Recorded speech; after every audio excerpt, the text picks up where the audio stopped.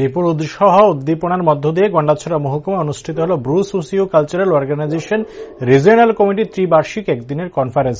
রবিবার গন্ডাছড়া মহকুমার নারায়ণপুর বাজার সংলগ্ন রাইমা সাইমা কলাক্ষেত্রে অনুষ্ঠিত হয় রাজ্যভিত্তিক এই কনফারেন্স। সপ্তম ত্রিবার্ষিক এই সম্মেলনে রাজ্যের বিভিন্ন মহকুমা থেকে কর্মী সমর্থক এবং নেতৃত্ব ও সমাজসেবকরা উপস্থিত ছিলেন। সংশ্লিষ্ট সংগঠনের নেতৃত্ব এবং সমাজসেবকদের মধ্যে উদ্বোধক হিসেবে উপস্থিত ছিলেন লাল বাহাদুর রিয়াং, উপস্থিত ছিলেন বিধায়িকা নন্দিতা রিয়াং দেববর্মা, সমাজসেবক ভূমিকানন্দ রিয়াং, ডলি রিয়াং, কল্যাণজয় রিয়াং, মুইধন রিয়াং প্রমুখ।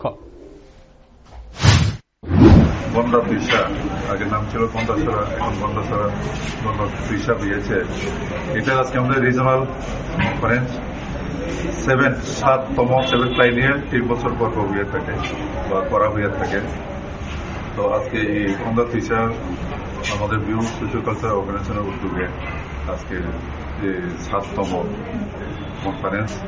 তো এই কনফারেন্সে এখানে আমার গন্ডাছড়ার যত এলাকাবাসী সবাই মিলে এখানে আমাদের যে ব্রু সোসিও ব্রু গেম জাতি গেম দখলে যাতে প্রেমিক যাদের ভালোবাসে গুরুদেরকে, তারা সবাই মিলে করে থাকে।